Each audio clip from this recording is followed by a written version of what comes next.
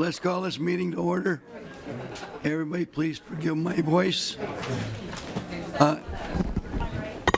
Representative Wills, did you bring all this ruckus with you?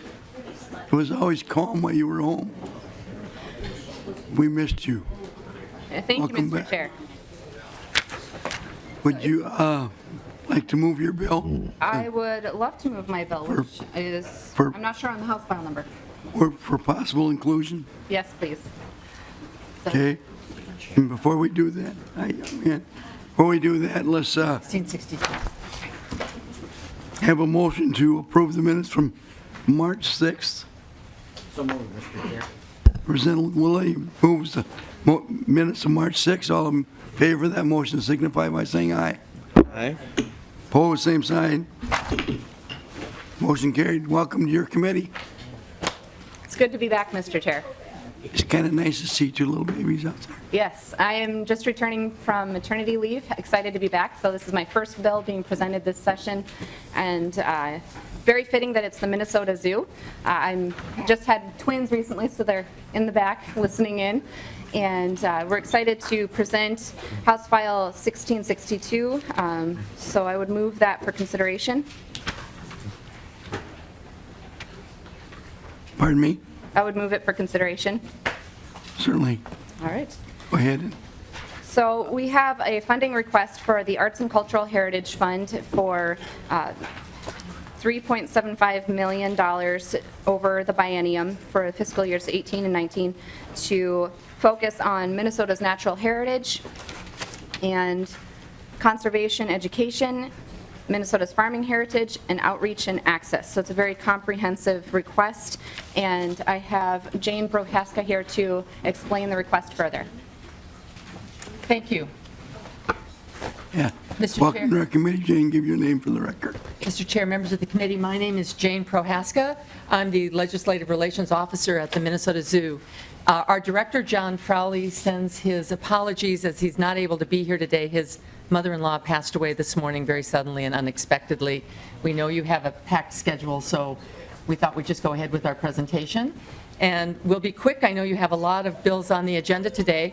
So I wanted to just briefly tell you a little bit about the zoo for those of you who are not familiar. I know many of you are and have been to the zoo. We're still sometimes considered the new zoo, having opened in 1978. We are governed by the Minnesota Zoo Board, which is appointed in part by Governor Dayton and in part by the board itself. We're also financially supported in large part by the Minnesota Zoo Foundation.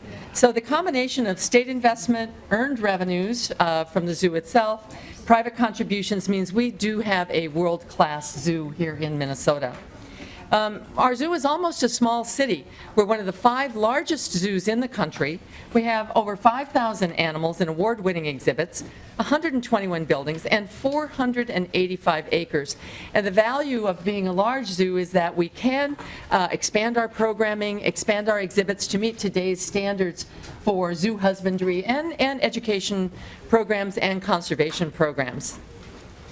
The zoo is also an economic engine for the state. We have about 1.3 million guests each year. It has a $146 million annual impact on the economy regionally as well as in Apple Valley. We support about 1,700 jobs given the impact of all the folks who come to the zoo and the things that they do when they're visiting in the area. And in short, it returns $14 for every dollar that's invested by the state. Our mission, short to the point, we connect people, animals, and the natural world to save wildlife. How do our programs connect people, animals, and the natural world? Access is a huge issue for the zoo. We are committed to being the state zoo, meaning we're committed to providing access for all Minnesotans. Zoo Unlimited is the name of a new program introduced this year to bring together a number of zoo programs that are geared at removing barriers for those visiting the zoo, whether those are physical barriers, language barriers, or importantly, economic barriers. We have always worked to make sure that anyone could come to the zoo regardless of their economic means, but in the last year we've revised that program calling it our Free to Explore program, so that folks don't have to get a special pass or come on a special day. Anyone who is already receiving some form of public assistance from the state can come to the zoo, show their identification and their public assistance card, and get in the zoo for free. So we really, our director likes to say, and quite aptly, we are a free zoo for those who need it to be free. And in fact, more than 34% of our admissions are free or at a reduced rate. And the Zoomobile, you saw some of our Zoomobile friends in the back of the hearing room today. Thank you for letting us bring these folks out. But the Zoomobile is geared at removing those barriers that are geographic. So we bring the zoo to you if you can't get to the zoo. And in fiscal year 16 alone, the Zoomobile visited over 42 counties. 54,000 people participated in Zoomobile programs. They logged over 32,000 miles. And in your materials, I think there's a map of the state that shows where all the Zoomobile has gone in the last fiscal year. It also shows what school groups come in to the zoo, so that we really do work at being a statewide zoo. Education, we are, in fact, the largest environmental learning center in the state. 450,000 people a year participate in zoo education programs. That includes on-site, formal programs, informal programs, summer camp, 5,000 registered for zoo camps last year, 90,000 participants in our school programs coming to the zoo in organized field trips from all over the state. Recreation, sometimes this is what people think of most when they think of the zoo. The zoo really is a safe place for families to get together and play in the natural world. Not just visiting our fabulous and engaging animals, but just enjoying the site that we have. And of course, conservation. Our mission is not just to connect people, animals, and the natural world, but it is ultimately to save wildlife. The zoo is a conservation leader in a number of areas, both locally, working with moose, and with the DNR, working on reintroducing bison to some of our state parks, again working with DNR, and with our prairie butterfly program that is also supported in part with legacy money and in part with environment and natural resources funds. And we also do work internationally with contributed funds working on issues like tigers and wild dogs. As Representative Wills has said, our request this year is for $3,750,000 for the biennium. And I want to thank the committee for its long-standing support of the zoo from the legacy funds. We have been there since the inception of the Clean Water, Land, and Legacy Amendment, and have used these funds to really create new programs, expand access to programs, and expand our ability to be a state zoo. Legacy funds have become increasingly important to the zoo as we work to maintain a sustainable business model. About 1/3 of our funds now come from general fund appropriations, but the zoo is responsible for bringing in 2/3 of our operating budget through other sources, and that includes legacy funding as well as our earned revenues and our charitable gifts. We've also been able to use legacy funds to match private funds for things like the Hannaful Family Wildwoods, which is a play area that opened a couple of years at the zoo. It's been incredibly successful. With just a small amount of legacy money for planning, we were able to match that with private contributions to actually build and open the play area. This year, we are looking to continue and expand programs in 4 areas. As Representative Wills mentioned, outreach and access is a primary area, Minnesota's natural heritage, conservation education in Minnesota, and Minnesota's farming heritage. Our first request for the biennium is $570,000 to expand access. So as mentioned, the Zoo Unlimited program has been quite successful and quite popular, and we want to continue to use legacy funds to make the zoo available to those who are not able to otherwise afford to come, or to remove physical barriers and language barriers. We now print our maps to the zoo in 10 different languages. Zoomobile, we've already talked about, and legacy has been an important part of expanding our ability to take Zoomobile around the state. Adult education. The zoo is not just for kids. It's for adults as well. And this year, we've expanded our Adults Night Out program with legacy money, coupling it with a speaker series, and we've had thousands of people come on our adults only night. No children allowed, and it's been very popular just for parents as well as those without children to come and have an opportunity to explore the zoo in a slightly different atmosphere than you might find there during the day. We're also working to expand audiences, teens, seniors, people who you might not always think of as being the primary audience for the zoo. And by expanding our audiences and things like adult education with a little bit of legacy money, we can also increase our earned revenues by getting more folks to come to the zoo who might not otherwise think about it.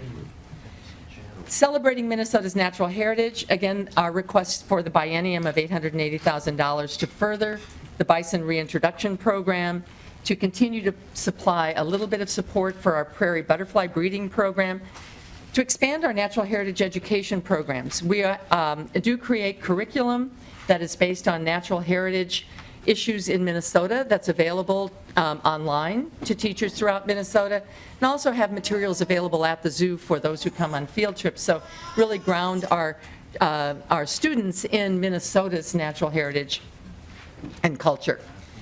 New for next year, in coordination with DNR, we'd like to take all the research that we've learned about moose and some of the issues that moose face throughout Minnesota and make that information more available to those who actually visit the zoo and celebrate through the Year of the Moose, really highlighting that iconic creature to Minnesota.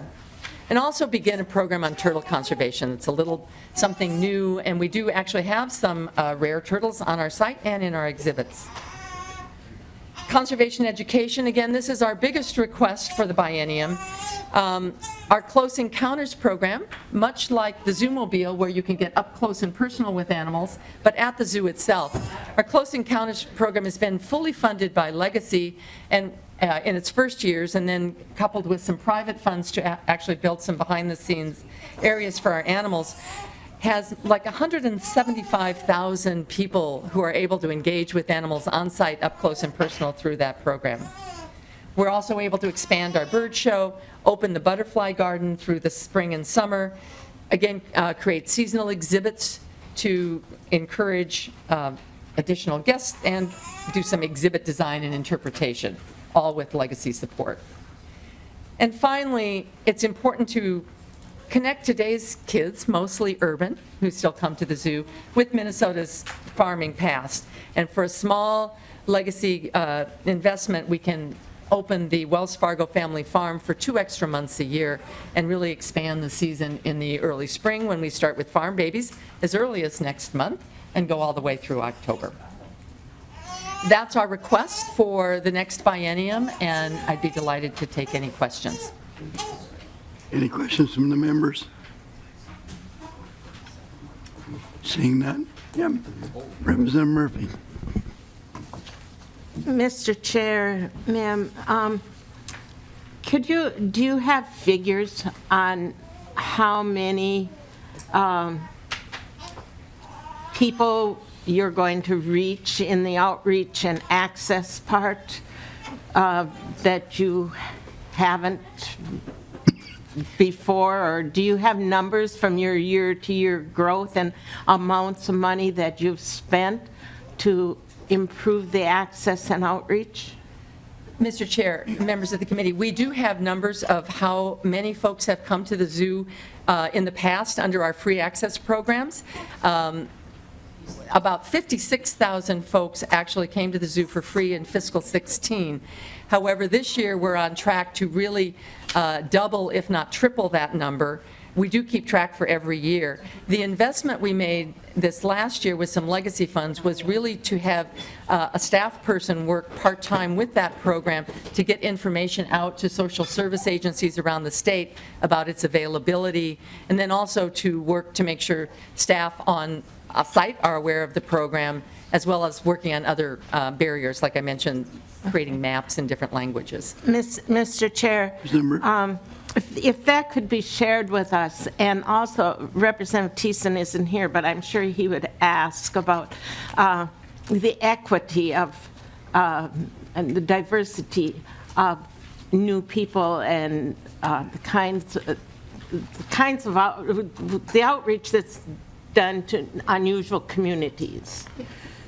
Mr. Chair, members, we would be delighted to get you some additional information, both about the numbers of folks that come under that particular program, and, you know, the other program that is quite diverse is our school program, and the numbers of kids that come from schools within the metropolitan area as well as from around the state. So we will get you that data. And then you said that you take the zoo to some other places. If we could just have some numbers of what you're doing now that you didn't do, that you're asking for us to increase the amount of money that we're sending you. Mr. Chair, members of the committee, yes, we'll get you that data. Okay. And Mr. Chair, I think that'll satisfy me, I guess. Thank you. Any questions from the members? Seeing none. How about the audience? Anybody in the audience like to ask questions about the Minnesota Zoo? Boy, I guess you presented it very well. Thank you, Mr. Chair. Representative Wells, would you like to renew your motion? Yes, Mr. Chair, I would renew House File 1662, and I just want to say thank you for hearing the bill. It's an honor to support the zoo. It's in my district in Apple Valley, and hoping we can get it included in our legacy bill this year. Thank you. Thank you. Next up, we have Motion Picture Association presentation and fund request. And we have 22 bills. We have 22 bills. Yes. We'd like to get at least 11 of them done. So if you can give us a short version, I would appreciate it.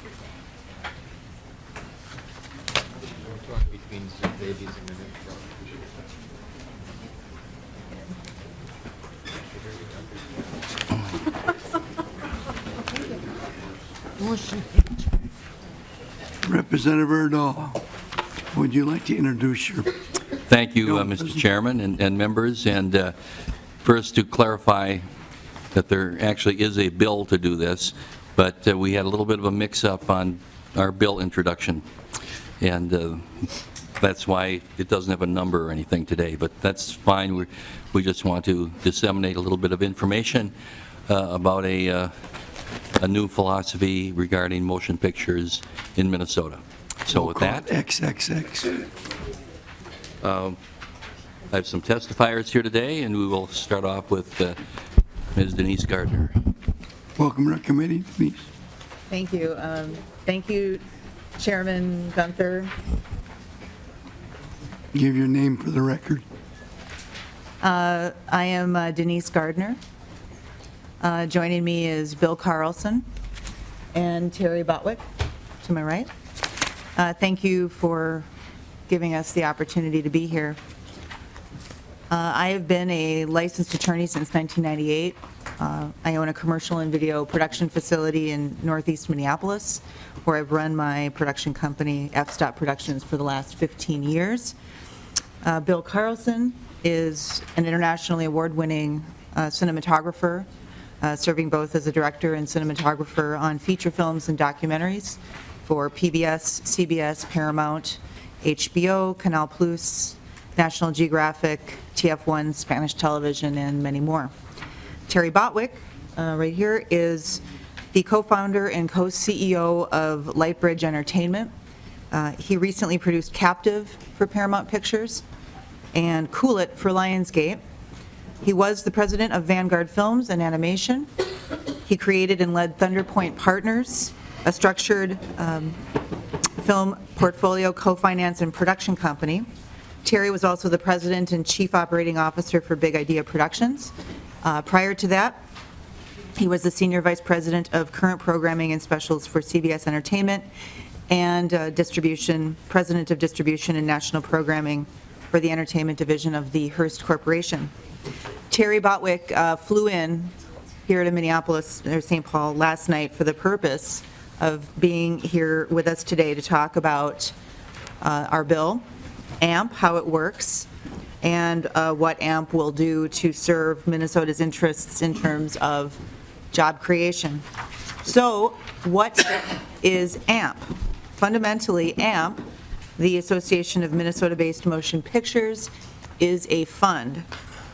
AMP goes out to the Paramounts, the Warner Brothers, the Universal Pictures of the world, and AMP negotiates a financial stake in their motion pictures. In setting up these multi-picture contracts with the studios, AMP will negotiate terms that create jobs on the front end and a share of earnings on the back end. These jobs that I mentioned could be anything involved in the Minnesota film industry, anything from the editing of a picture, the sound design or animation, to set construction or the casting of talent.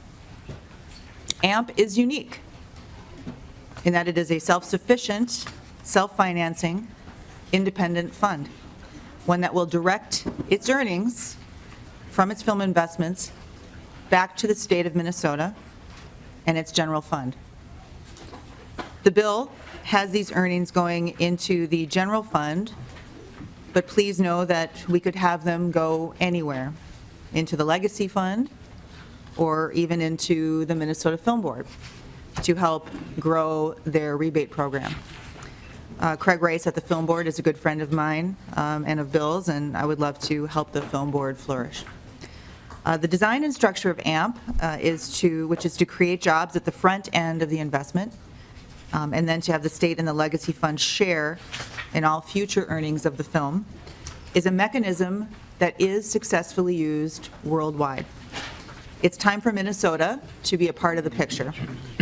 I've included in your handouts a chart that outlines what Minnesota would have earned had it had a fund like AMP in place years ago to invest in pictures like Fargo, Mighty Ducks, Grumpy Old Men, and Purple Rain.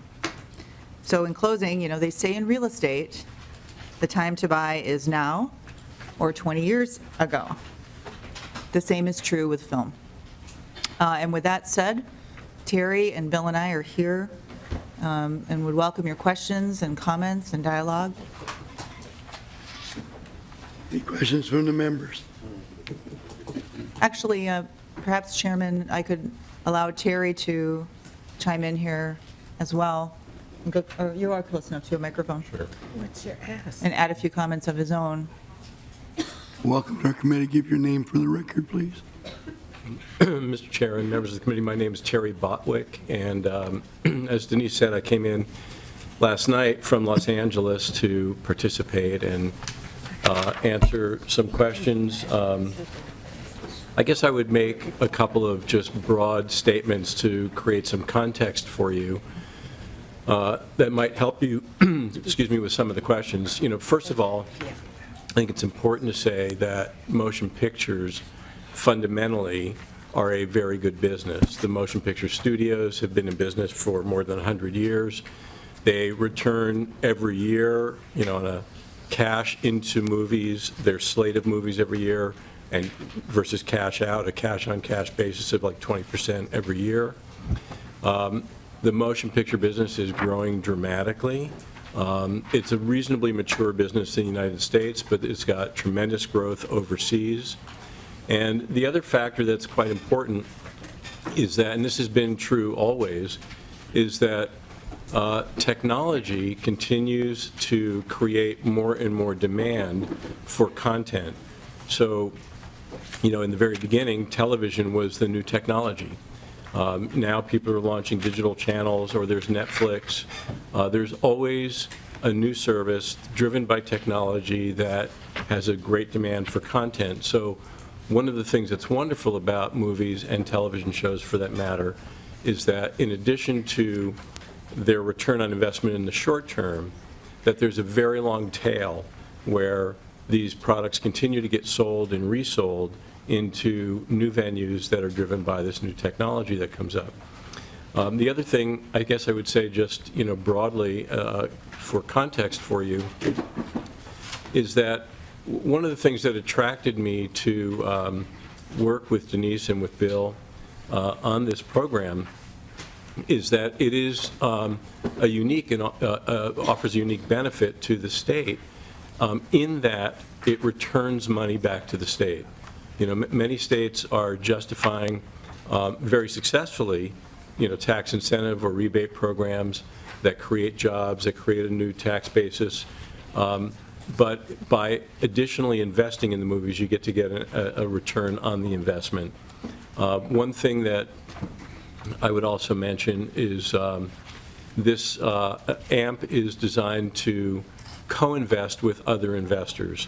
So you have up to a third of any given movie would be funded by the AMP program, but it enjoys the benefit of other investors standing alongside of it. So not only does that provide some degree of comfort, but it also gives you, in a way, you know, 3 times the buying power, if you will, to get into world-class commercial movies, leveraging other people's money as well, and getting commercial properties out into the world. So, you know, I could go very deep. I'm sure I'd put you to sleep if we started talking about, you know, film finance in a very intricate way, but suffice it to say for now that it is a good and growing business on a global basis.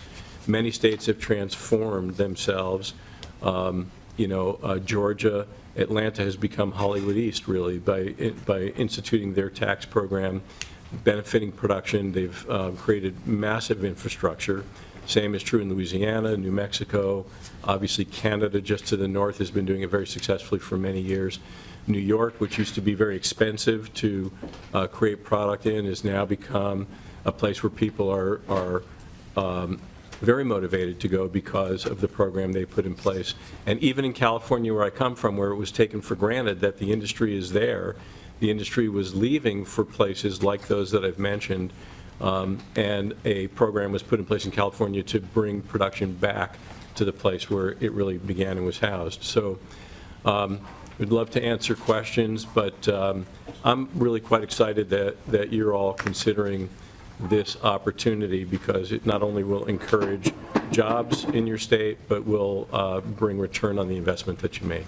Thank you. Thank you. Any questions? Representative Murphy? Thank you, Mr. Chairman. Ms. Gardner, I didn't hear what your ask is. Well, I think I didn't mention it because it is, the answer is that it's scalable. And I think what I'd like to do is have Terry talk about some scenarios where that would work and how that would work, if that would please you to hear that. Sure. Well, I just would add to that, it's sort of touching on something that I mentioned briefly before, but the film business is reasonably capital intensive, but it also is a great business in that it is predictably returning on that investment year in and year out. But if, because this program would invest only up to a third of any individual movie, let's say you had a fund of $30 or $40 million to participate in making movies over a period of time, you're actually getting $120 million worth of production value for, let's say, that $40 million investment, while you have the security of co-investors in that product. So it is scalable. The type of movies that AMP is designed to make are in the more modest budgeted range. And there's a great opportunity in the world for those movies right now, because the motion picture studios have gravitated toward making giant movies. You know, they make these $150 million movies, and that's left a gap in those story-driven movies that an aging audience around the world is looking for, but isn't being provided for as much by the major motion picture studios. So, you know, we were talking at lunch about a movie that just came out this year, like Hidden Figures, for instance, which tells a wonderful, life-affirming story. It was made for a very modest budget, and it's done about $130 million in domestic box office alone. on I think it was a $10 or $15 million budget for that movie. So the fund is targeting an area that there's great demand globally, that you get to share risk with co-investors while leveraging the production value that you create with your money in an area that is underserved right now. So Denise said earlier that, it's scalable. The leverage effect of investing up to a third works if you had 10, 20, 30, 40 million or more. But, it's scalable in that way, is that you're co-investing with others.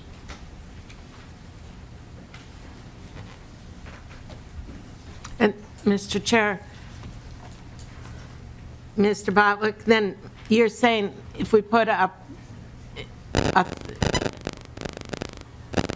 if we had a third of a film,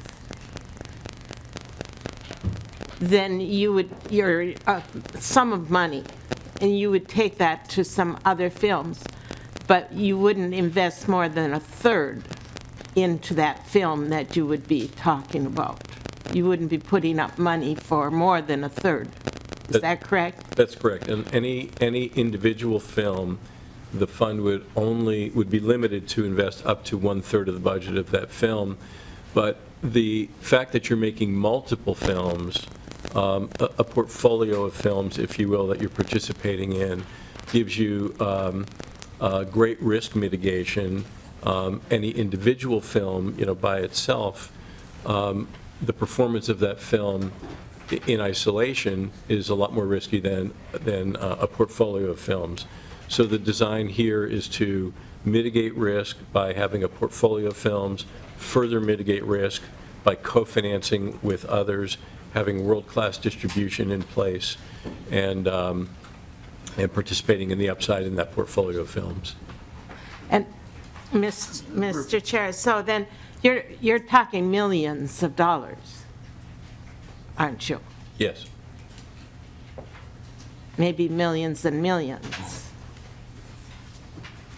It's, Denise has, and Bill have designed a program for you guys to consider and to determine the comfortable level of investment. But the main point is that with that investment, it is scalable. So it could be at one number or another number. And that, but I would encourage the committee to consider that the idea of a portfolio of films as opposed to an individual film risk is very, very prudent. And so that does mitigate the capital risk, and I think you have to contextualize it in that way. And, Mr. Chair, Mr. Botwick, then, in order to have a portfolio, we have to have more than $1 million, then for several millions of dollars. Let's say we were interested in that Hidden Figures, which you said raised more than $100 million. If we had been a third of that, would we get back a third of the 100 million? Yeah, every investor is treated the same. So first of all, you have some comfort in that others have made a decision to come in before you, so that there's been proper diligence on the movie in terms of its commercial and competitive value. And then you're treated equally on a pro rata basis, pari passu, so all investors in the film would be treated exactly alike. So you're not subordinated to anyone in that sense. And Mr. Chair, Mr. Botts, at what point do we get into it? Say we're going to be one of these people that are making an investment. At what point do we get into it then? After it's been shopped and it's a reality, or before? Well, let me mention a few things about that. The first thing is that you would be the the last money in, so you'll know that other investors have come in prior to that decision.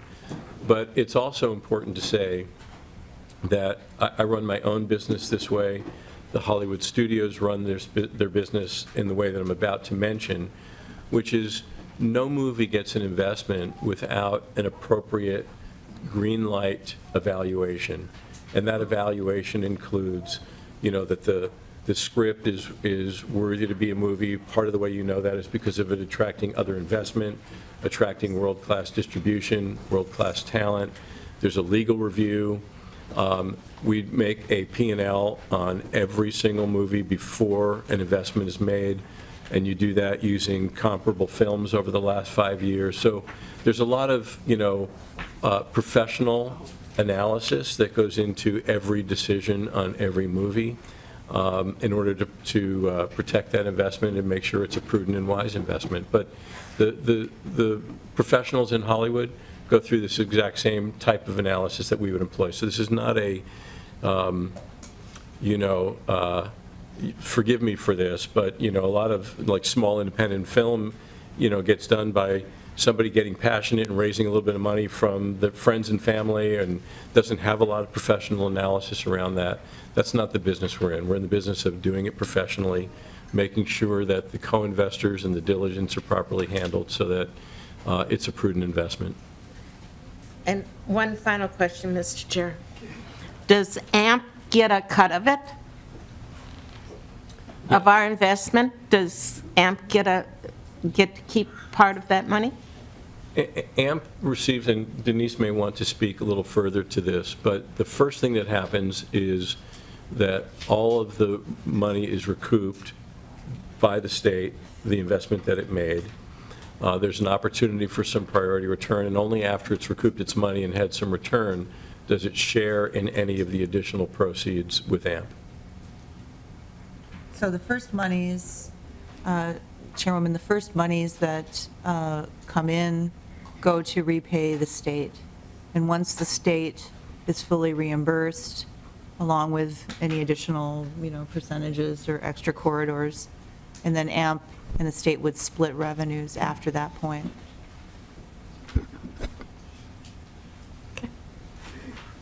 In perpetuity, yeah. It's different than Any other questions? Representative Lilly?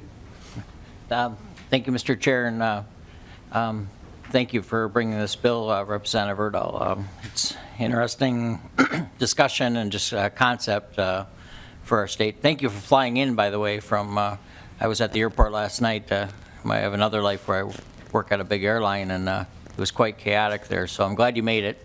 Thank you. Pretty crowded. Yeah, it was amazingly busy, and you think we'd be used to weather, but we're not anymore in Minnesota, sadly. A couple weeks ago, I mentioned that I watch a lot of credits of these movies because my wife likes to watch these credits. So there is a lot of jobs that are related to these, the film industry, and it's amazing how much that is. And if you look at towards the very end, a lot of them will credit cities or states or even countries like Canada, like you mentioned. And I rode my bike in today, and I went by Lake Phalen, and that's where Mighty Ducks was, kind of filmed in that area. And then, or not Mighty Ducks, Grumpy Old Men, rather. But we have a staff member on our house team that was offered to play on Mighty Ducks movie, on the Dark team. Maybe like Grand Rapids, perhaps, or something, the Dark team. But he turned it down, so I tease him quite often about that he wasn't in the movie. But my question would be, do you have any interest, if we were to fund this, in any book authors in Minnesota, maybe on the maybe the battles of Indian Wars of Minnesota or Lincoln or any of those sort of things? Thank you, Mr. Chair. That's a great question. I'm not sure we can afford some of the successful authors you have from your state, but I mentioned to Denise, just as an example, there's in my own company, quite independent of any of this discussion and prior actually to any of the discussion that Denise and I have been having about this, is There's a project, for instance, that we've been developing at my company with a playwright from Minnesota named Phil Olson, who wrote a comedy that's very autobiographical that takes place about and around his family here in Minnesota. So we've been trying to get that screenplay right to try to bring it to market, and it would be a great pleasure to actually shoot that movie here. You know, there's a great tradition here. One of the things, you know, I tell people, even internationally, like my company has investment in it from China. Our Chinese partners have a large film fund of $120 million. I'm also in the middle of negotiating with an entity that is building one of the largest theme parks in the world, which will be located in South Africa. That project has a film fund attached to it that I will be architecting and co-managing with those people, and that'll be quite a large film fund of about $400 million. Now, I say that to say, within my company, we will have opportunities to co-finance with the state of Minnesota, but in addition to that, every place you go in the world, whether it's a state like Minnesota or whether it is a country somewhere else in the world, there's great stories. And what we have figured out how to do in the United States and in Hollywood, unique to the rest of the world, is how to translate those stories in a way that play to the whole global population and have a massive cultural influence. And so you do have a great tradition here, and it'd be great to translate some of those stories. And with that, Representative Erdahl will lay this bill over for Thank you. Bill XXX over for possible inclusion. Thank you, Mr. Chairman. If I could just clarify a couple of points. First of all, my favorite author could have nothing to do with anything that would to come out of this committee. We didn't think so. No. And also, there is no intent to compete with the film board at all with this. In fact, you know, as Denise has suggested, any money generated from this could go to the film board. The film board and AMP could work together to make movies in the state of Minnesota. So with that, thank you very much. Thank you. Next, you. we have Representative Lehman. Thank you. I wonder if they're the same people.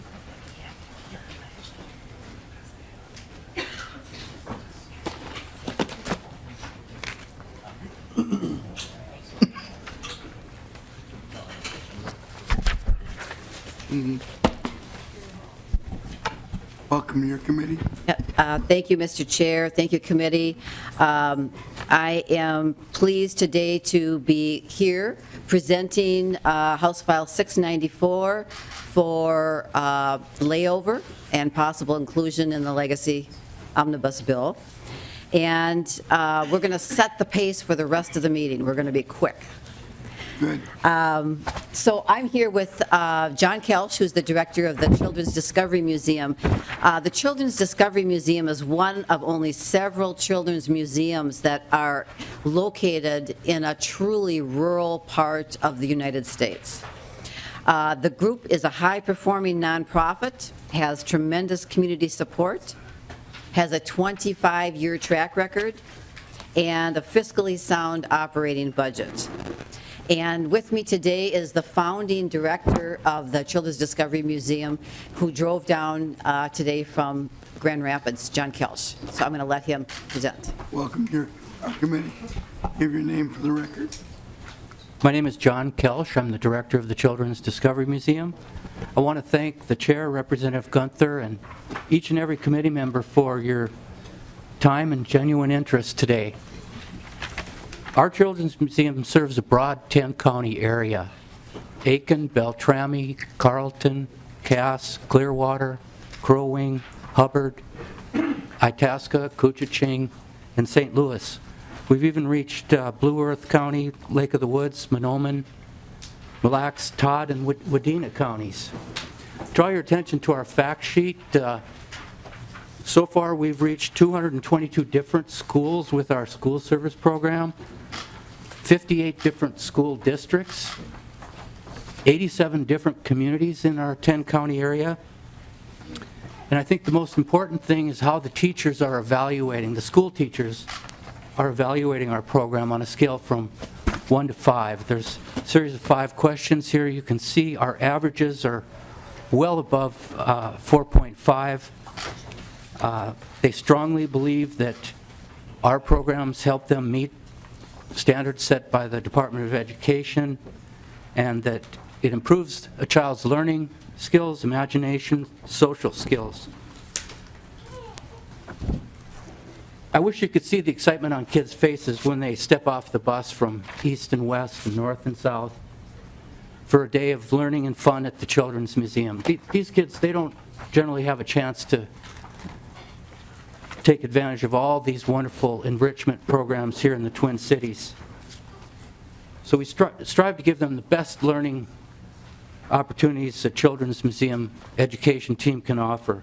When 50 Nobel Prize winners were asked what was their greatest childhood influence, most said having meaningful experiences at a museum, because it led them to ask questions and try to answer them. We take kids out of the classroom, put them in a world of discovery. We take them off the bleachers and put them in the game. We take them out of the audience and put them in the drama. Just share a couple things school teachers said, and then we'll wrap it up. One school teacher wrote us saying, it's a long drive, 1.5 hours, but it's worth it. Wouldn't be able to come without the bus grant and the free admission for the kids. Thank you. Another parent wrote, thank you for helping me spend time with my child that I usually wouldn't be able to do. Sandy mentioned we have tremendous community support. We will use the legacy money predominantly for new interactive exhibits for kids. We've been going along here for 14 years since we built our new building with the same core exhibits. Right now we're using past legacy money to build a lake life exhibit, all about life on the lake. Kids will learn about clean water, the dangers of invasive species, and lots more. So I want to thank you again for your past support, and the children of Northern Minnesota, thank you. Please stop in and visit when you're up in Grand Rapids. If you have any questions, I'd be happy to answer them. Freiberg.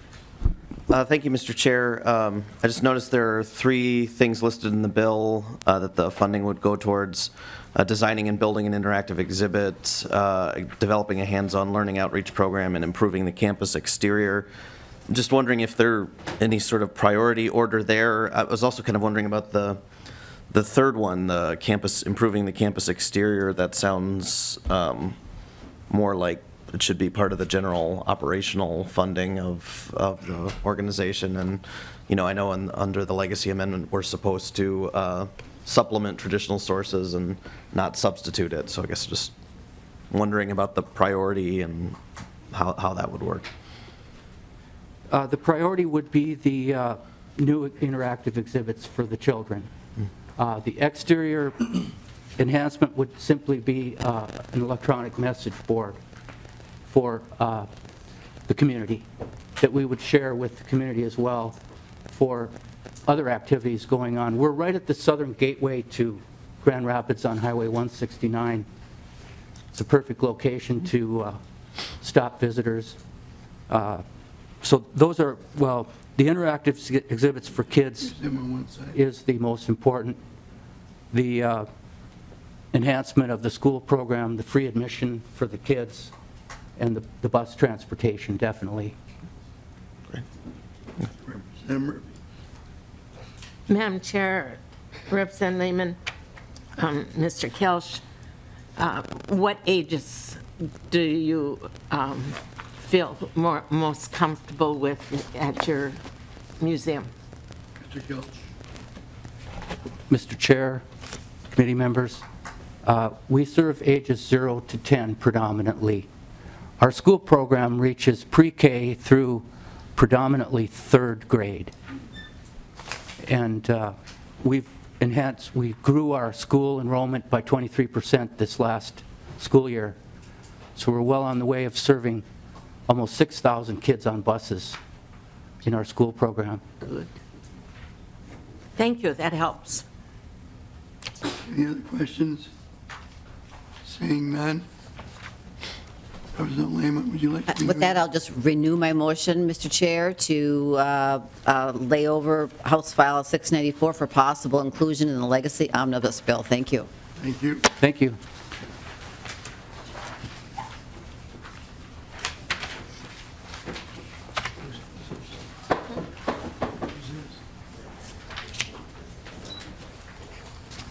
Next, we have House File 1648. Representative Olson.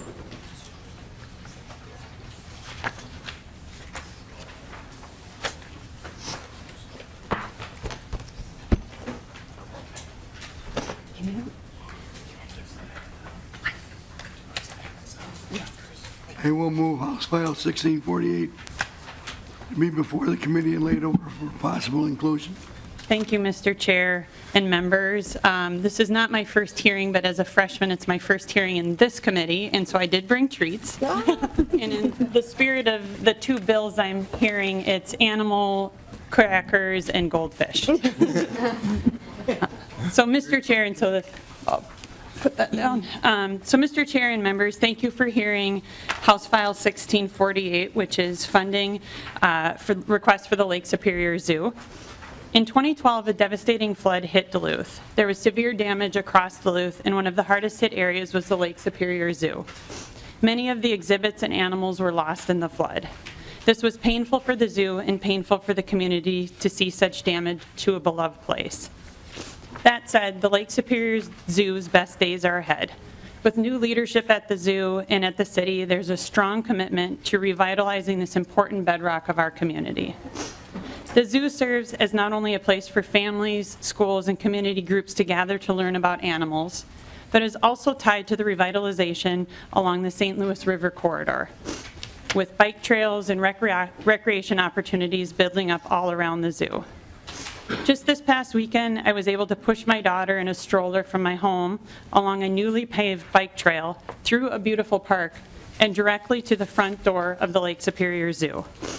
I believe the best days for Duluth and our zoo are ahead, as I mentioned.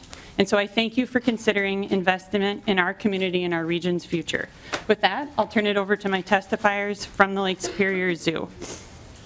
Welcome to our committee. Give your name for the record. Yes, Mr. Chair. My name is Lynn Habiger. I'm the Director of Business Operations. Mr. Chair, members of the committee, my name is Sarah Wilcox. I'm the Director of Education at the zoo.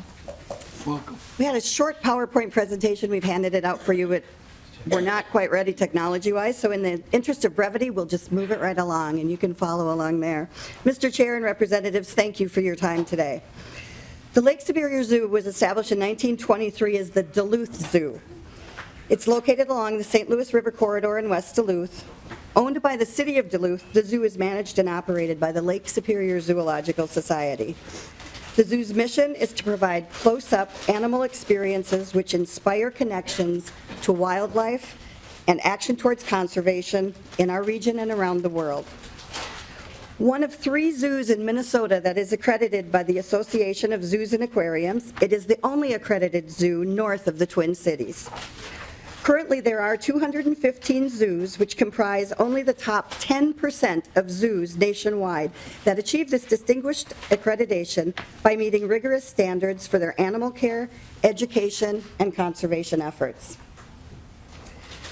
While providing a unique and engaging opportunities for tourists visiting Duluth and the North Shore area of Lake Superior, the zoo is also of regional significance, offering educational opportunities throughout the greater Minnesota area.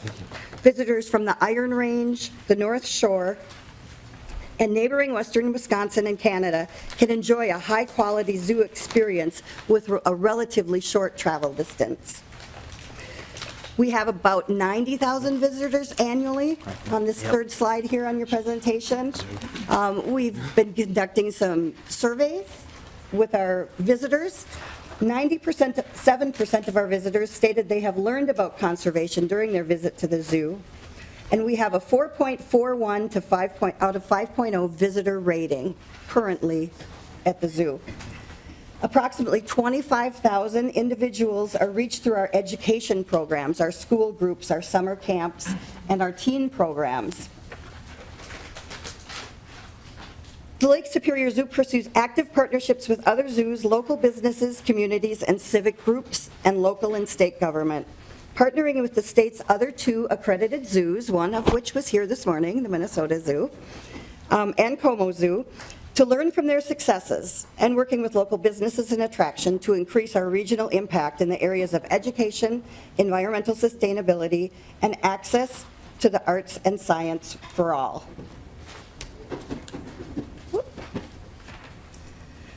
The Lake Superior Zoo is respectfully requesting $150,000 for the fiscal year 2018-2019 biennium to further our mission and regional impact by improving visitor experience through the use of interactive technology to promote learning, the creation of new and engaging exhibits that highlight the important conservation efforts, such as butterfly, bee, pollinator, and rainforest exhibits,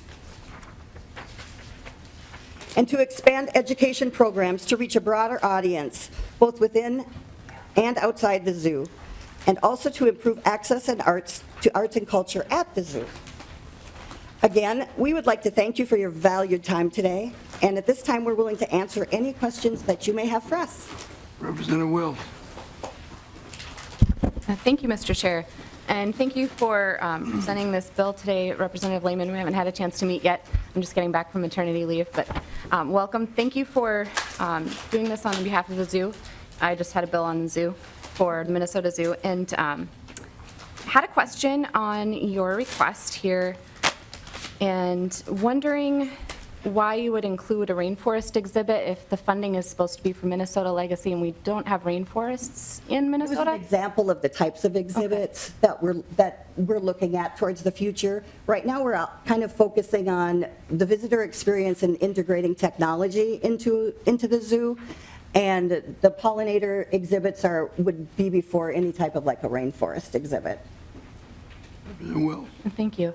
I would just encourage you, if you're seeking legacy funding, to focus on Minnesota-related exhibits. I know we have a lot of native butterflies in Minnesota, and protecting and helping our bee population in Minnesota has been a hot topic that we want to work on. So I would focus on those if I were you. Just a note of encouragement, to Absolutely use the correct. We funds are a Monarch Way as it's Station, and we have dedicated. worked with the local Monarch group and partnered with some other people. We're looking at doing some bee pollination and Monarch things. So Sounds good. Thank you. absolutely, thank you.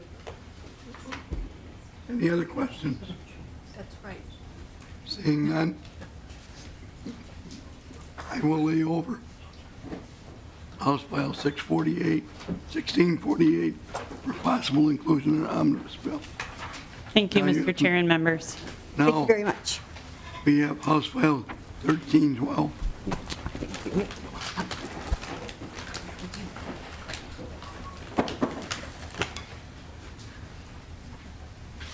Thank you. Well, while my testifiers work their way down here, we can get started. So thank you, Mr. Chair and members, for hearing 1312, House File 1312, which appropriates funding for the Duluth Children's Museum.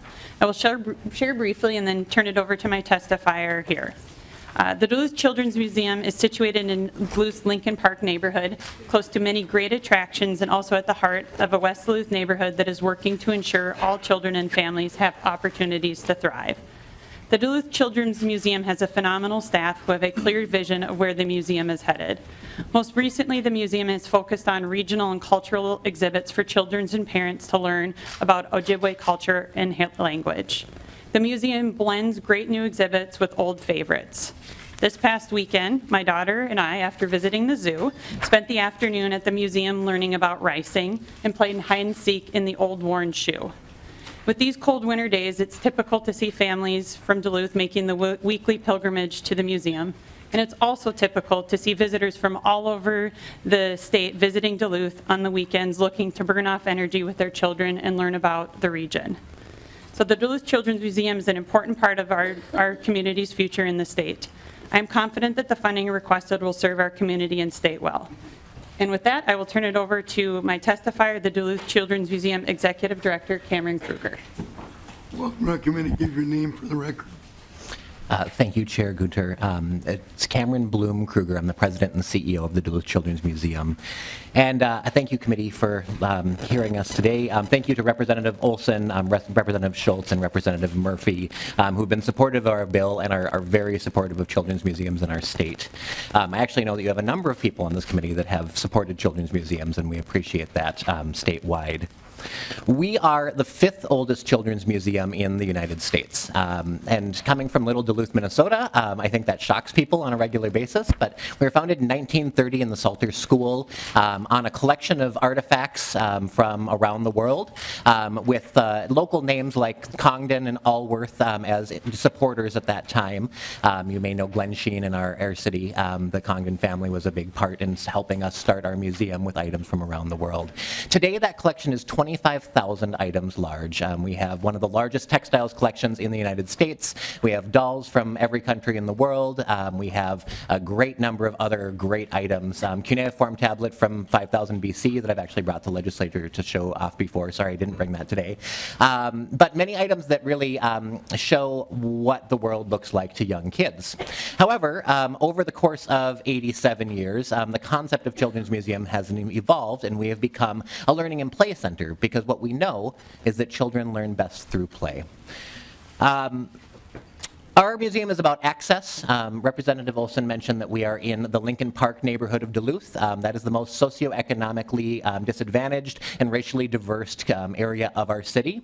And we're within walking distance of the major residential section of that area.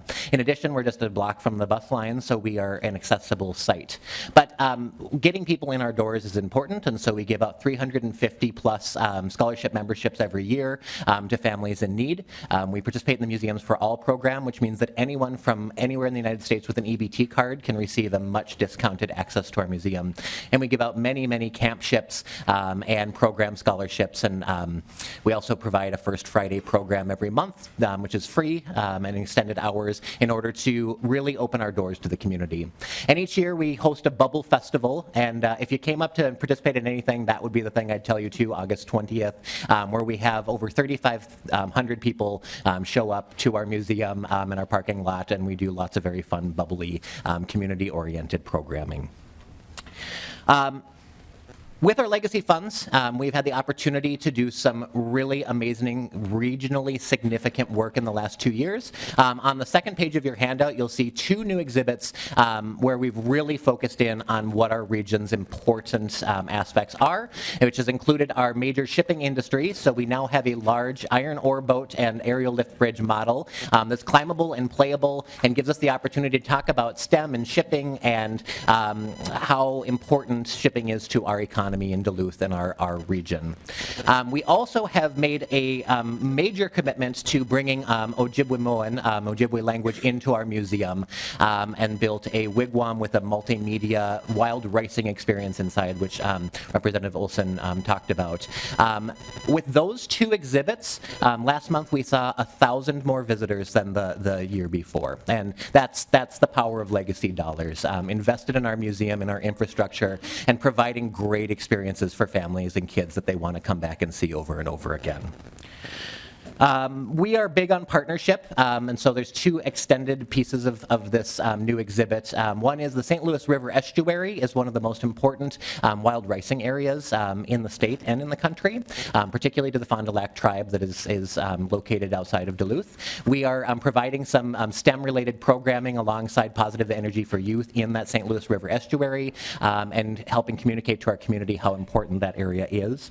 We're also getting out into classrooms. We do a significant amount of outreach programming, reach all the Duluth schools in addition to schools all around the greater Duluth area, and are working with the Duluth Sister Cities program to provide Sister Cities related peace programming, traveling trunks out to teachers with Minnesota State standards-based curriculum in order to provide a great resource for teachers.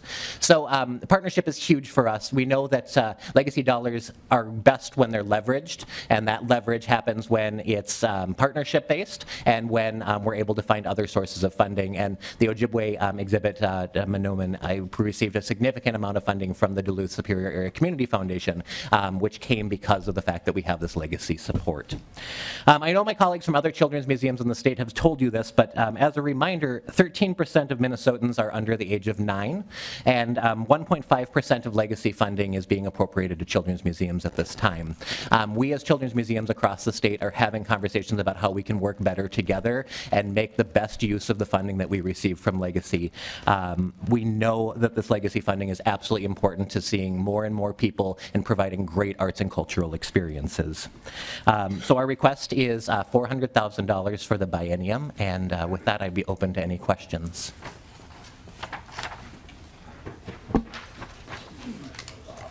Seeing no questions, you must have done a good job. Thank you, Mr. Chair.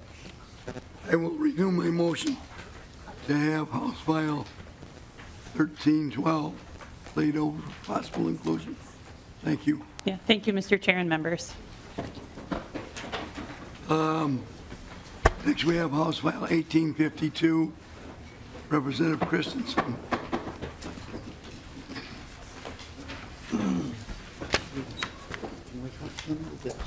With the promise to get done very quickly.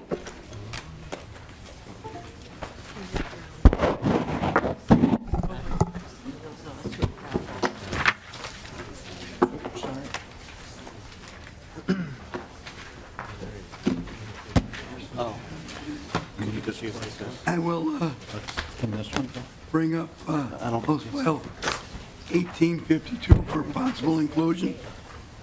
And Representative Christensen, can't wait to hear your bill.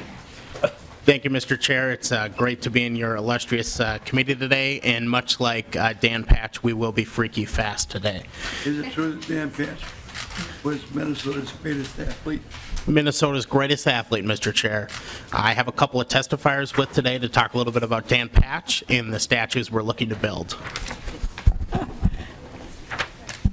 Thank you, Representative Christensen, and special thanks to the committee for listening to us today. I'm Janet Williams, the mayor of the city of Savage and charter member of the Dan Patch Historical Society and also their secretary. Our city is named after Marion Willis Savage, the prominent Minneapolis businessman. He was founder and owner of the International Stock Food Factory in Minneapolis, which specialized in stock food and veterinary products.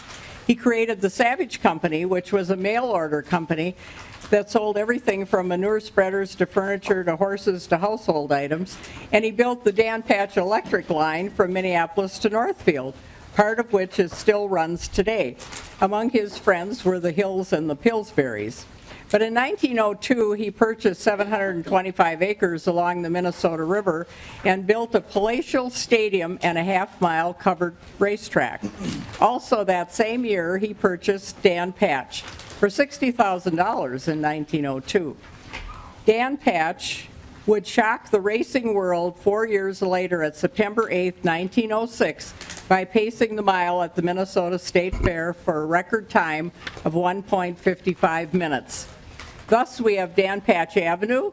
We have several posters around the grandstand telling about Dan. In fact, one of those posters says, "The house that Dan built." I go to the Minnesota State Fair every year on the bus, and with the new transit area was opened 2 years ago, I got off the bus, entered the fair, and stood in awe of the plaza at the grandstand. What a beautiful space. It was just looking for something. Why not a statue of Dan? So to tell you about this Dan Patch project is Kari Lundeen, who's going to talk about it. Thank you, Kari. Hi, thank you for having us here today. I'm the committee chair for the Dan Patch Project, which is a grassroots effort to get a I want statue. to give your name for the record. Sure. 100 years from now, we can know you were here. Okay. Kari Lundeen. I usually spell it after, so if you need that, let me know. I'm the committee chair for the Dan Patch Project, which is a grassroots effort to get a sculpture of Dan Patch and Marion Wills Savage at the Minnesota State Fairgrounds and in the city of Savage. For 131 years, the Minnesota State Fairgrounds has been the one destination in the state most citizens visit at least once, if not annually in their lifetimes. Proof of this is in the more than 1.9 million people who visited the fair last year and more than 1.1 million more who attended other events throughout the rest of the year. For many of us, it's a place that our dreams are born. For some, it's the hope of a blue ribbon. For others, it may be to one day own a 1957 Corvette. The fairgrounds is also a place where history is not only made but inspires dreams of greatness. On September 8th, 1906, the great standardbred Dan Patch set a record for the 1-mile pace in front of more than 93,000 people at the state fair. His time of 1 minute and 55 seconds would not be broken for 55 years. To put that in context, that's longer than Secretariat's records have stood. In an age without television, radio, Facebook, or Twitter, Dan Patch traveled the country in his own private rail car, drawing crowds of 90 to 100,000 people wherever he went. They wanted nothing more than to be able to say they were there when the great Dan Patch broke a record. He was the first athlete to endorse a product. His likeness was on everything from stock feeds to railroads and children's wagons. He was one of the greatest horses and greatest sports figures of the 20th century. Minnesota has paid tribute to others who've made us proud: Bob Dylan, Judy Garland, Prince. Kentucky has paid tribute in bronze to Secretariat and Man o' War, and California has honored Seabiscuit. Dan Patch deserves the same recognition from the people of Minnesota. A bronze at the State Fairgrounds West End Transit Hub is the perfect place for such an honor. And we'll take any questions. Oh, the project is a 1.5 times life-sized image of Dan with his sulky racing toward the finish line at the West End Transit Hub at the Minnesota State Fairgrounds. That's where 60% of the fair's 1.9 visitors come in. If you take the bus to the fair, that's where they drop you off. And for a secondary installation at the Savage Public Library, that's a more intimate depiction of M.W. Savage and of Dan Patch. The West End Transit Hub happens to be on the site of the paddock where the horses were hooked to the sulkies before the race. It's the exact location is what the State Fair Foundation has told us. Plus, it's a great story and a one-time request. The Fair Board has agreed to maintain the site, as has the City of Savage. And donate the locations. Mm-hmm. Any questions? Representative Carlson. Thank you, Mr. Chair. You know, I've heard a lot about Dan Patch. I've heard a lot about Mr. Savage. I've never heard anything about the person that drove him. Henry Hersey? There we go. Now I've heard. In fact, I believe he's the one on the In the sulky. Representative Murphy. So, Mr. Chair, Representative Christensen, so we're asking for one statue? No, we're asking for 2 statues. One at the fair that's 1.5 the actual size of the horse and the sulky. And the one at the Savage Library is very small. It will be on a pedestal. It will be a statue of Mr. Savage with the horse behind him. That's in the... So it's more than Dan Patch? No, both of them are Dan Patch. Right. And around the one at the fair, you didn't talk about the walls around the fair. The fair installation will also have 4 outer walls that depict various aspects of Minnesota history. This was a request from the fair because it is a location for all people: commerce and industry, government, arts and culture, and Minnesota's natural resources. And there'll be kind of 3D walls. The artist can speak better to that than I can.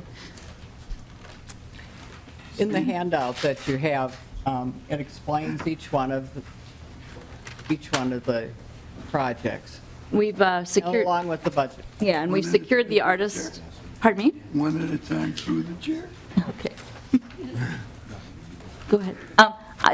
We've secured the artist Alexa King, who did the sculpture, the Barbaro Memorial sculpture of him in front of Churchill Downs. With that, we will renew our motion to have House File 1852 laid over for possible inclusion.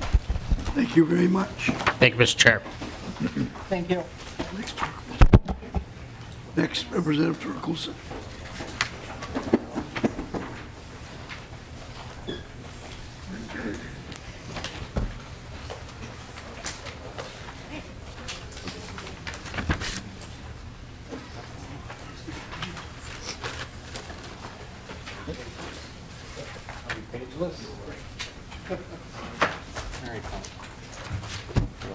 Representative Torkelson, would you like to move your bill? Thank you, Mr. Chair. I'd like to move House File 1731 for possible inclusion in the omnibus bill.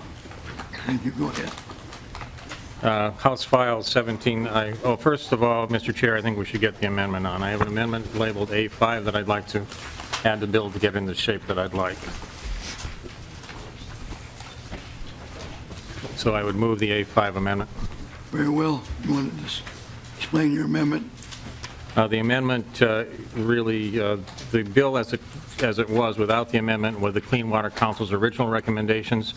They have since revised their recommendations because when the budget reports came out, there was less money available for the fund than originally was projected. So they've made some adjustments to bring the numbers down to preserve the 5% cushion in the fund, and that is what the amendment does, Mr. Chair. Very well. You may understand the amendment. Any questions on the amendment? I will move the amendment. All in favor signify by saying aye. Aye. Opposed, same sign. Carried. Now your bill's away. It's now in the shape I would like, and we have testifiers here that will explain, excuse me, Mr. Chair, the details. I would mention, however, Mr. Chair, that I'm sorry, I wore my Grand Rapids special tie today, and I wasn't here for Representative Lehman's presentation, but I want to congratulate her and the Grand Rapids hockey team for such a great performance. I'm for Herman. I don't know what Hermantown's colors are, but I would congratulate them too. Are they purple and white? Blue and gold. Blue and gold. Tomorrow. But they were wearing white yesterday. I'll try to remember to wear blue and gold on another day, Representative Murphy, because your team did very well too. Thank you. And I'd like to congratulate them. We're still working on the technology here. That's why I'm stalling. Thank you.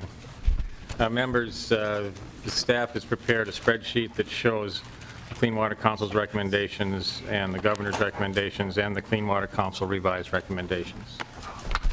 I think we can go ahead. I think we can go ahead and start. I'm Frank Jewell. I am the recently elected chair of the Clean Water Council. I'm also a St. Louis County Commissioner, Representative Murphy's area, and I am also represent on the Clean Water Council rural counties.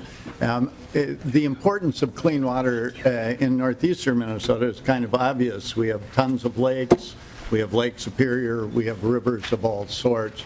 And so for me personally, the involvement in the Clean Water Council has been very exciting and important for our area. And I'd look to my colleague to introduce herself. Welcome. Recommend to give your name for the record. Thank you, Chair Gunther and committee members. My name is Sharon Doucette. I represent city governments on the Clean Water Council. I am the Environmental Resources Coordinator with the City of Woodbury. I grew up in central Minnesota, and I spent a lot of my childhood on Lake Alec and in the Brainerd Lakes area. These experiences are probably the reason I chose a water resources degree from St. Cloud State University and ended up in the career field that I am in. I am going to take the first couple of slides, and then during the middle of the presentation, I'll turn it back over to Mr. Jewell to do a significant portion of the description of the different programs that are within our budget recommendations. So the slide you see here is a 2016 photo of the Clean Water Council. The Clean Water Council was established in 2006. Since 2008, a major responsibility of the council is to make recommendations to the legislature and the governor on the expenditures of the clean water funds. The biennial reports shown on the slide here are from previous years, down at the bottom of the slides, and the most recent one in 2016, which is in your packet handouts. The Clean Water Council fiscal year 18-19 Clean Water Fund and Policy recommendations looks like this, and we'll be referring to page numbers throughout the presentation if you want to take a look at the details in your hands out. The report includes budget recommendations for fiscal year 18-19 and contains more details on the information Mr. Jewell and I will be presenting today.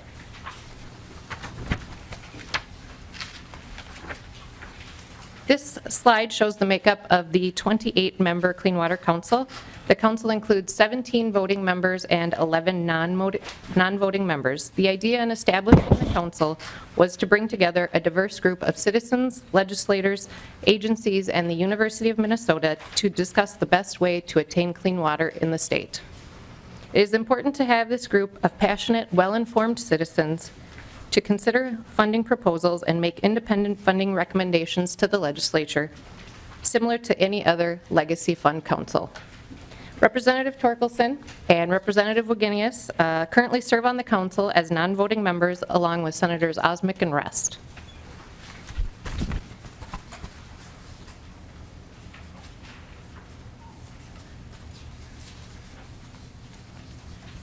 Talk a little bit about the Clean Water Fund is one of 4 legacy funds. As stated in the constitutional amendment, Clean Water Fund dollars may be spent only to protect, enhance, and restore water quality and protect groundwater and drinking water sources.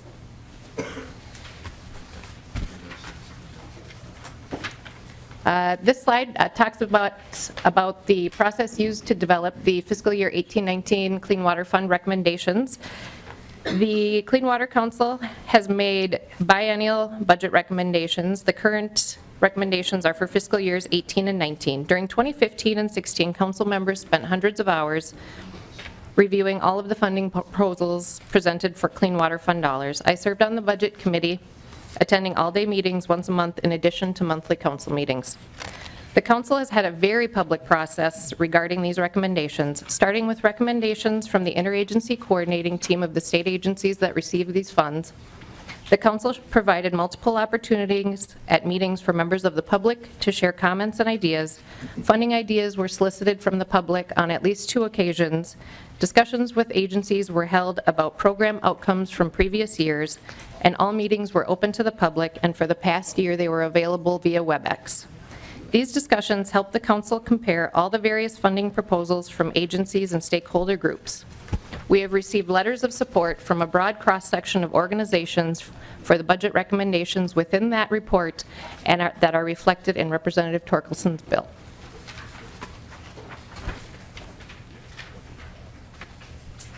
Some of the other information that is contained within the report is the guiding principles and funding priorities. In early 2016, the council developed guiding principles and funding priorities.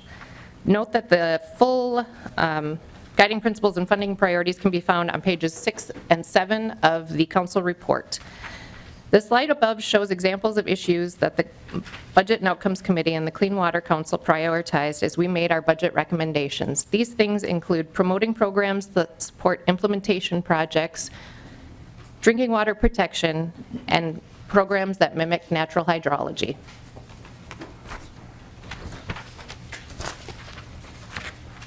The Clean Water Council recommendations fall into 4 areas. They are research and evaluation, monitoring, mapping, and data, implementation activities, and planning technical assistance. These are activities, and we leave an additional an amount of 5%. We are mandated to leave 5% of the Clean Water Fund for drinking water. We actually have left commonly much more than that in this recommendation. 18% of our funding recommendations are for clean water. We also spent Friday redoing the recommendations to come in line with budget forecasts. We originally had $220 million. We have cut it back to $211 million. And that is the recommendation and the amendment that Representative Torkelson has put forward. It should be noted that a portion of these funds pass through to agencies, from agencies to local government in the form of grants and loans. An example would be the Bowser program. We also have a graph here that shows these divided by the departments that get them. You will see that Bowser gets the largest amount, MPCA the next, and so on. Clean water funds are appropriated to the state agencies and to the Metropolitan Council and the University of Minnesota. If you go on the web, you will find two-page informational forms that we had each of the agencies delivered to us that describe their programs.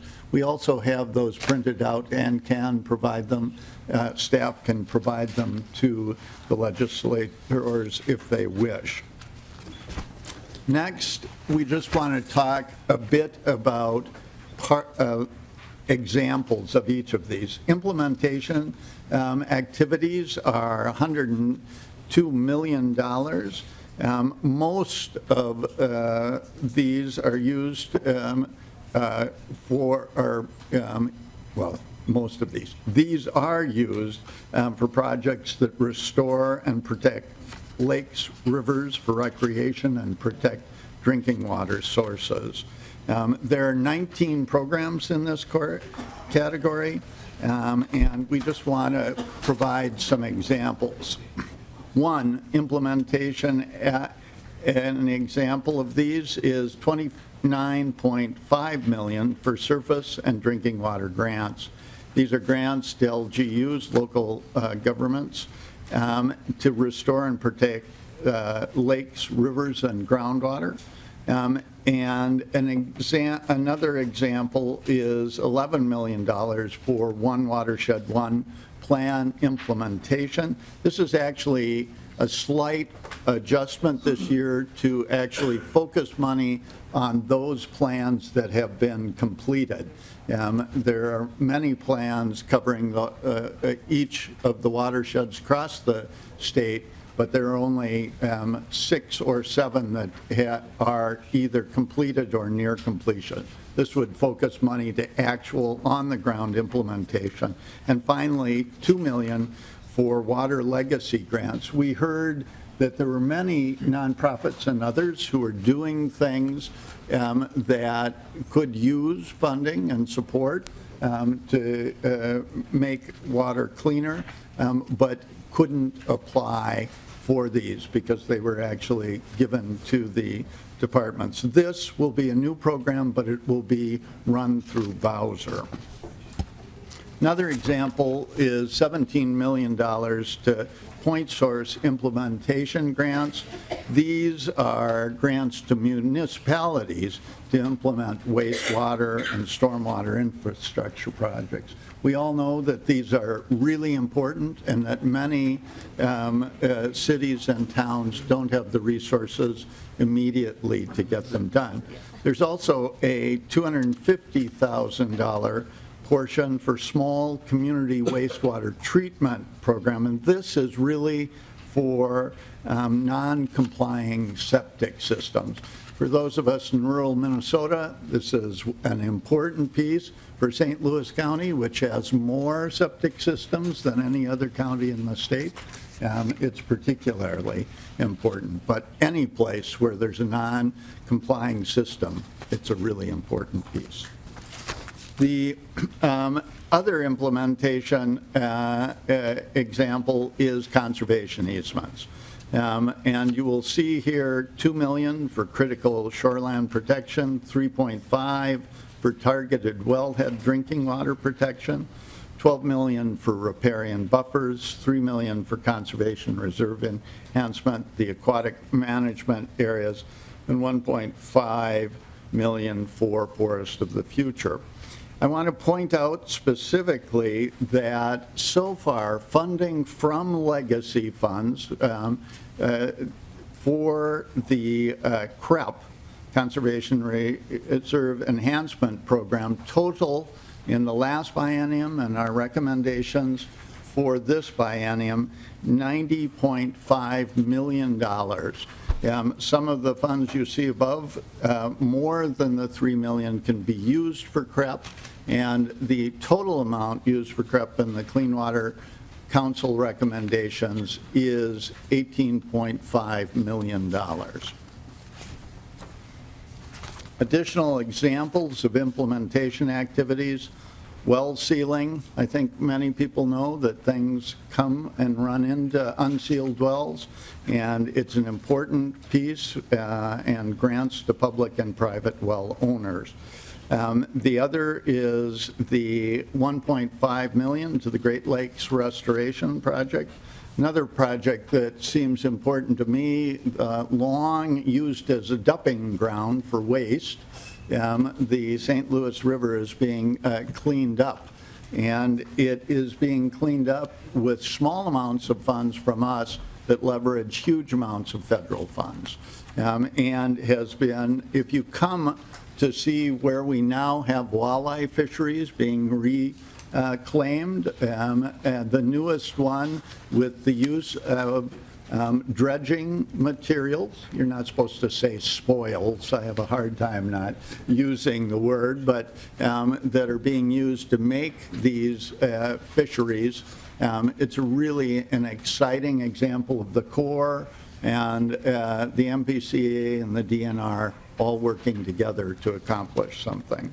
I want to jump on to planning and technical assistance, which is 30% of our recommendations, $63 million.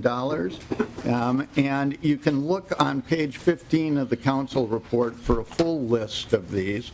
Examples, $20 million for watershed restoration protection strategies, also known as RAPS, and source water protection, one watershed, one plan, and groundwater. The state is really working with local governments and stakeholders to develop watershed plans and to work locally to get the very best action on the ground that we possibly can. And this has been an example of state government working with local units of government in really powerful ways.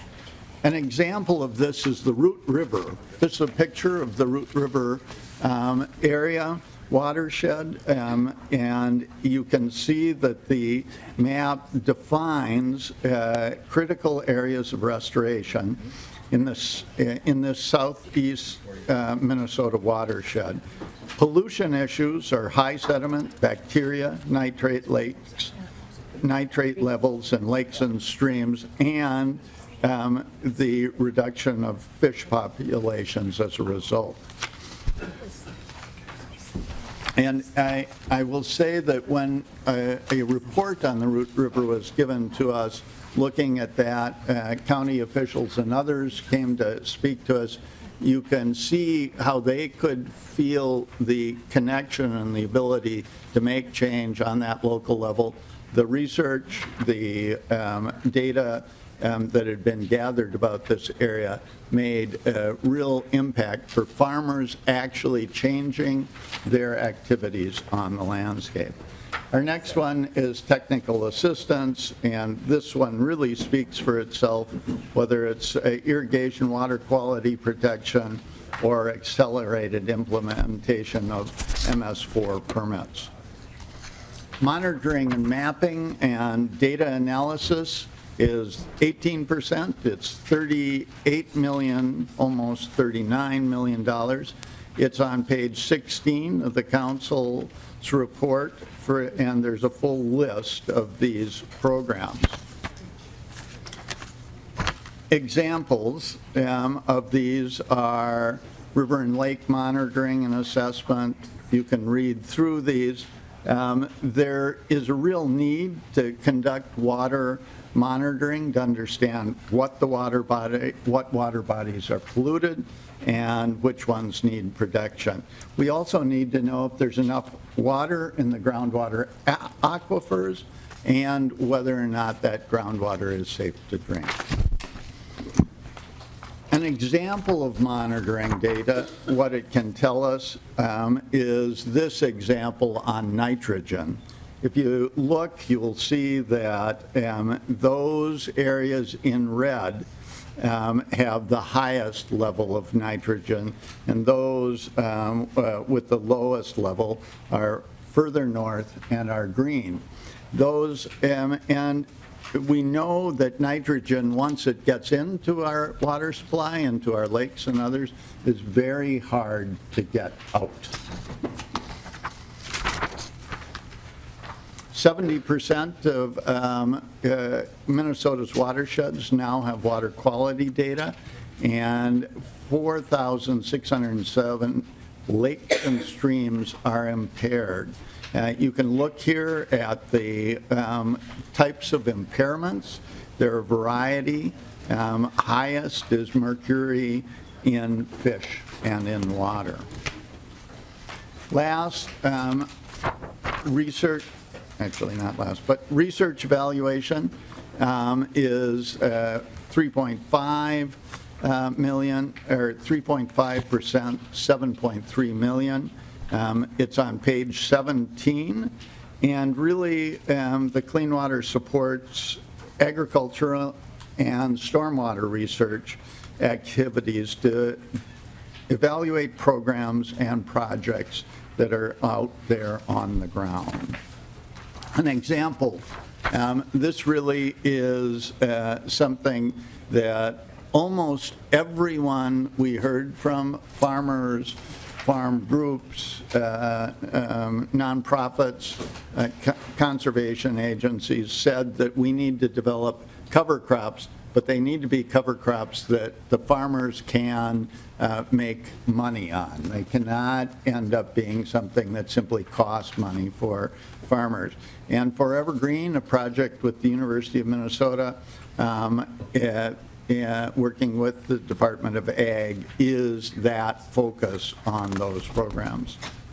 Finally, and important to the council itself, and we hope to you, is we have heard that there needs to be additional research on, are we having impact? This is a small amount of money in here. It is for clean water return on investment, working with the University of Minnesota Natural Capital Project, and really focusing in on, we are investing this money, what are the returns on the ground to both the state, to the communities, and to the change in water.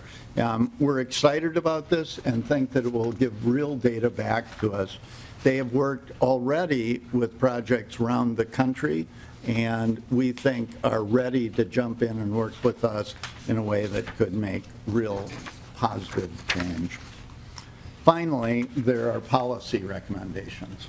Thank you, Frank. The council recognizes that Clean Water Fund dollars alone will not be able to meet the expectations of Minnesota citizens for clean water, so in 2014, the council formed a policy committee. The council's policy committee meets monthly also to discuss policy proposals and solicit ideas from stakeholders and agencies. Pages 18 through 22 of the council report in your packet show the most recent policy recommendations. Both of the policies that were selected for inclusion in this report focus on drinking water protection, which is a priority for the council, particularly after what happened in Flint, Michigan.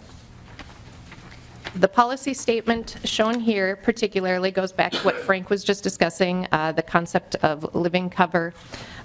for agriculture. The policy statement for the living cover recommendation reads, "The council recommends that the state require the establishment of living cover or equivalent practices in vulnerable areas as identified in wellhead and surface water intake protection plans to protect public and private drinking water sources." Additional information on that policy is on pages 19 and 20 specifically in the report. The second policy recommendation is shown on pages 21 and 22 of the report, and it has 5 distinct recommendations that are shown here on the slide, including developing a Minnesota Drinking Water Action Plan, determining the scope of the lead problem here in Minnesota, promoting economic incentives for land use practices that protect high-risk source water protection areas, developing an approach for private well testing throughout the state, requiring protection plans for surface waters used as drinking water. We appreciate the opportunity to come and provide you with these recommendations. We have, with our colleagues on the Clean Water Council and members of the legislature, worked for the last 2 years in coming up with these. We'd be interested in any questions you might have for us.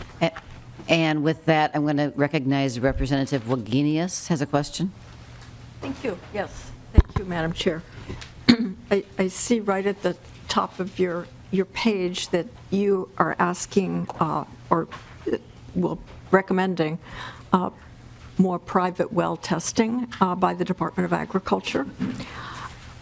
And this is something that's been going on for a while, and now the Department of Agriculture has found that there are over 1,000 wells with nitrogen over the health risk limit. And obviously where there's nitrogen, there are pesticides, and when it's over the health risk limit, there'll be a lot of pesticides.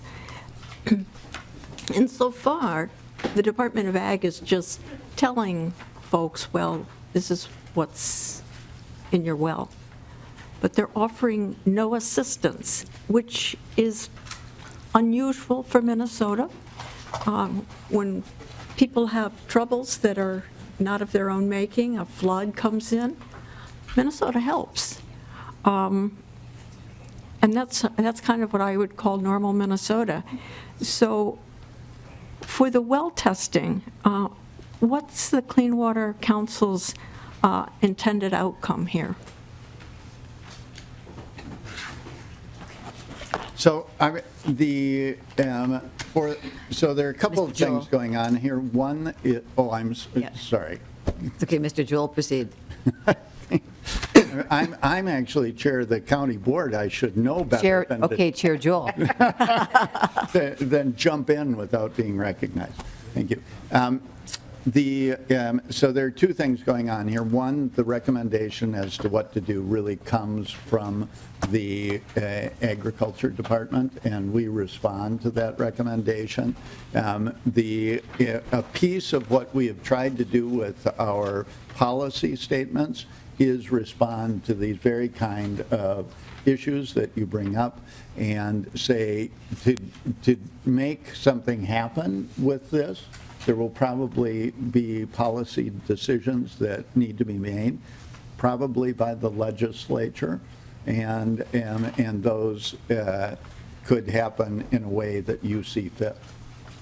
Representative Wagenius. Thank you. I hadn't seen any recommendations specifically for private wells, and maybe I missed it in the list. But here's the second thing I see. Not all. Representative Wagenius, could you speak into the microphone? Thank you. Thank you. I always forget that. The Department of Ag is only testing private wells in areas that are vulnerable and that are row cropped. But there are a lot of other vulnerable areas in the state where we're not offering testing. And we're not offering testing for the kind of the basics, like you should if you're going to test a well, you should be looking at the bacteria, you should be looking at arsenic. as well as nitrogen. Has the Clean Water Council talked about other folks, or are we just talking about folks who live where there's row cropping? Well, again,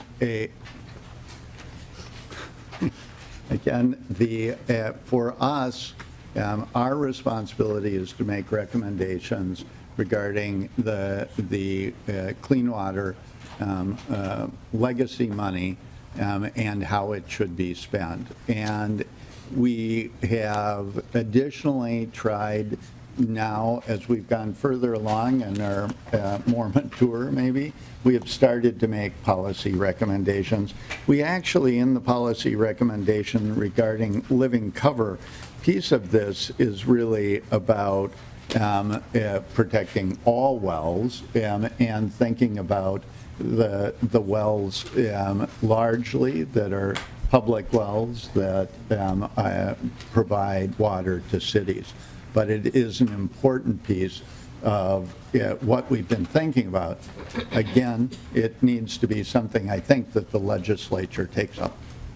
And with that, Representative Wagenius, I'm wondering if we can hold our line of questioning. We're out of time, and I apologize to all of you who have been waiting to testify, but we're going to recess the committee right now, and I know Representative Green also has a question, but we're going to recess right now and reconvene at 6 o'clock or at the call of the chair. Thank you.